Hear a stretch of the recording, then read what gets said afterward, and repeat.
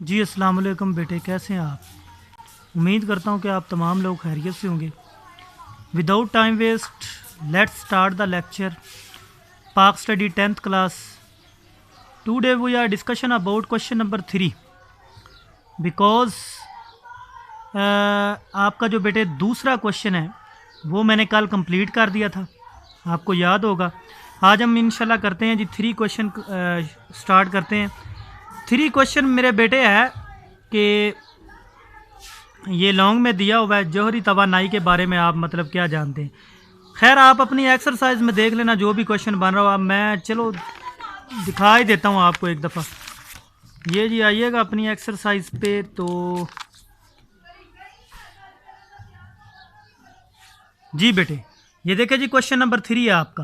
Question number 3 में लिखा हुआ है पाकिस्तान के जौहरी प्रोग्राम की वजाहत करें। समझ आ रही है? जौहरी प्रोग्राम या एटमी ताकतें वगैरह, इसके बारे में आज हमने तफसील से बयान करना है। ओके हो गया बेटे? अब जी चलते हैं जी अपने टॉपिक की तरफ। Let's start the lecture. जी पाकिस्तान बतूर एटमी ताकत, सबसे पहले तो बेटे आपने यही हेडिंग देनी है। मैं तफसील के साथ आपको इसलिए बताता हूँ कि जैसे मैं बता रहा हूँ बेटे, आपने पेपर में ऐसे ही क्वेश्चन अटैम्प्ट करने हैं। पाकिस्तान बतूर एटमी ताकत। अब बेटे पाकिस्तान से कबल का मतलब है कि पाकिस्तान से पहले दुनिया में 6 ममालिक एटमी ताकत बन चुके थे। ये बात याद रखना, जिसमें रूस भी शामिल है, इंडिया भी है, मतलब भारत। इससे पहले और भी कई ममालिक थे, चाइना हो गया। तो ये बेटे पाकिस्तान से पहले ऐसे 6 ममालिक थे जो एटमी ताकत बन चुके थे।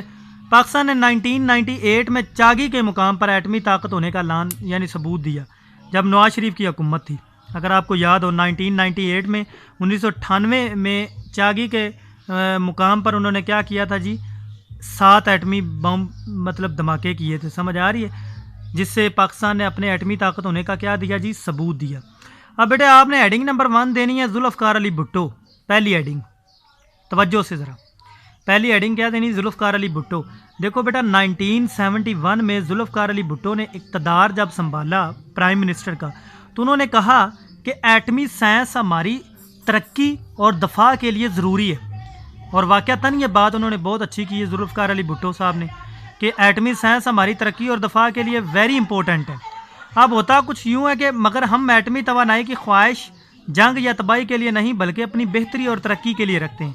जी बिल्कुल, जुल्फ़कार अली भुट्टो ने यह बात भी साबित कर दी कि एटमी ताकत को यूज़ करना ये इस बात का मुतरादफ नहीं है कि हम जंग करने जा रहे हैं। नहीं नहीं नहीं, बल्कि हम तो एक जनाब ये बात है कि हम बेहतरी की तरफ जा रहे हैं और हम अपनी प्रोग्रेस दिखाने के लिए। समझ आ रही है? ये जुल्फ़कार अली भुट्टो ने बात की। तो बेटा हेडिंग नंबर 2 आपने देनी, जहाँ तक ये पहली हेडिंग कंप्लीट हो जाती है। हेडिंग नंबर 2 है जी पहला एटमी बिजली घर। पहला एटमी बिजली घर कराची में पाकिस्तान का पहला एटमी बिजली घर कायम किया गया था। 1992 की बात है ये बेटे, कि कराची में पाकिस्तान ने पहला अपना एटमी बिजली घर कायम किया, मगर ये मुल्की ज़रूरियात को पूरा नहीं कर रहा था। समझ आ रही है? अब पाकिस्तान में बढ़ती हुई सनतों की तरक्की के लिए मज़ीद एटमी तवानाई का असूल भी बहुत ज़रूरी हो गया था। समझ आ रही है ये? अब इसमें यह बताया गया है कि 1992 में कराची में एटमी घर पहला बनाया गया था, लेकिन वो मुल्की ज़रूरियात को पूरा नहीं कर रहा था, जिसमें बढ़ती हुई सनतों को तरक्की मज़ीद नहीं मिल रही थी। तो एटमी तवानाई का असूल भी बहुत ज़रूरी था। अब तीसरी हेडिंग आपने बेटे देनी है भारत के एटमी धमाके।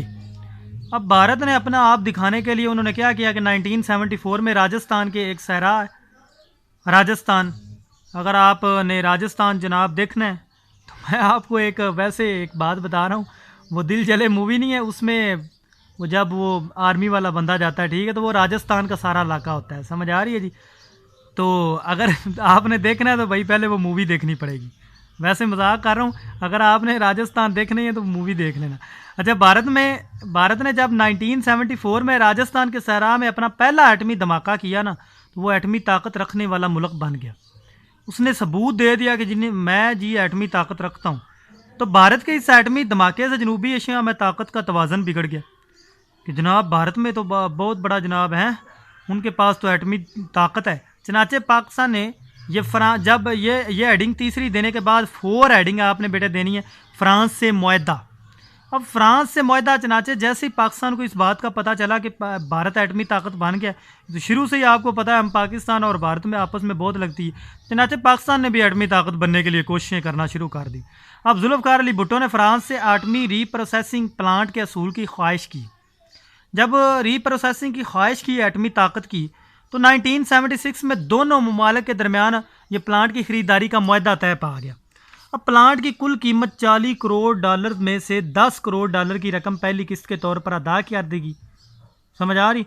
ये पहली जनाब फ्रांस में मुआहदा जो हुआ था, इसमें बेटे ये हुआ था कि एटमी ताकत बनने के लिए पाकिस्तान ने जब कोशिशें शुरू की, तो जुल्फ़िकार अली भुट्टो ने फ्रांस से एटमी रिप्रोसेसिंग प्लांट के असूल की भी ख्वाहिश की।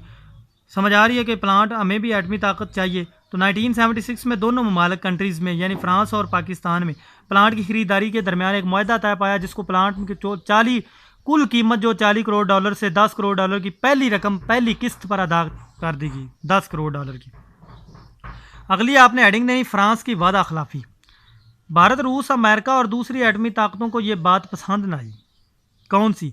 चनाचे उन्होंने फ्रांस पर दबाव डाला, भारत ने, समझ आ रही, और अमेरिका ने, कि वो पाकिस्तान को ये प्लांट मुहैया ना करे। मजबूरन फ्रांस ने मुआहदे के बावजूद प्लांट की फ्राहमी रोक दी। यानी मुआहदा हुआ लेकिन उसके बावजूद वो फ्राहमी क्या कर दी जी, फ्राहमी रोक दी गई। आगे आपने हेडिंग देनी जो यूरेनियम की अफजूदगी। यूरेनियम की अफजूदगी में बेटा ये है कि बाज़ जनरल मोहम्मद ज़ियाउल हक के दौरे हुकूमत में, जनरल ज़ियाउल हक बहुत अच्छा इंसान था, मैंने कहा भी आपने सारे इसके पॉइंट पढ़े हैं, ये माड़ा बंदा नहीं था, बड़ा अच्छा इंसान था। इसने जनाब दौरे हुकूमत में डॉक्टर अब्दुल कदीर खान की निगरानी में पाकिस्तान का जौहरी प्रोग्राम जारी रहा। इन्होंने वहाँ से जनाब मतलब फ्रांस में तो मुआहदा ना हुआ, फिर बाद में इन्होंने जनाब डॉक्टर अब्दुल कदीर की निगरानी में यह जौहरी प्रोग्राम का काम जारी रखा। तो 1984 में उन्होंने ऐलान किया कि पाकिस्तान ने यूरेनियम को अफजूदा करने की तकनीक में महारत हासिल कर ली है, तकनीक हासिल कर ली है। समझ आ रही? ये जनाब जनरल ज़ियाउल हक के दौर में ये बात हुई थी।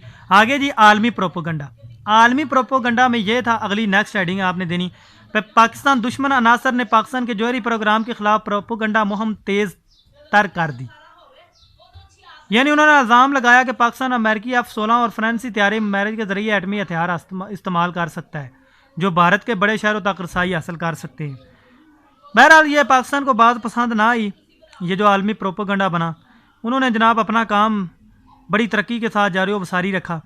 जनरल ज़ियाउल हक साहब, जनरल ज़ियाउल हक साहब एक ऐसा बंदा था जो डरपोक नहीं था। मैं आपको पहले बताऊँ, बड़ा बहादुर इंसान था, bravely, he is a brave man. वो जनाब एक बहुत बहादुर आदमी था, मैं आपको बता दूं, डरने वाला बिल्कुल नहीं था। नो फियर एनी कंट्री, किसी भी मुल्क से वो कोई खौफ नहीं रखता था। वो बंदा जनाब जर्नल था, जिसको कहते हैं आर्मी जर्नल। समझ आ रही? उसको किसी किस्म का कोई खौफ नहीं था, इसलिए उसने जनाब ये जो आलमी प्रोपोगंडा बनाया गया, उसको उसने जनाब कुछ भी ना समझा, कुछ भी ना समझा। अपना काम वैसे ही तरक्की के साथ जारी व सारी रखा, और डॉक्टर अब्दुल कदीर खान की कोशिशों से बिलाखिर आगे आप पढ़ेंगे कि एटमी ताकत भी तैयार होगी। ओके बेटे, आज ये क्वेश्चन इतना ही काफ़ी है। अल्लाह हाफिज़, अपनी दुआओं में याद रखिएगा। अगर किसी पॉइंट की समझ ना आए तो मुझे कमेंट बॉक्स में मैसेज कर दीजिएगा, या फिर मेरे से पर्सनली रब्ता करें, या फिर व्हाट्सएप पे। ओके बेटे, अल्लाह हाफिज़।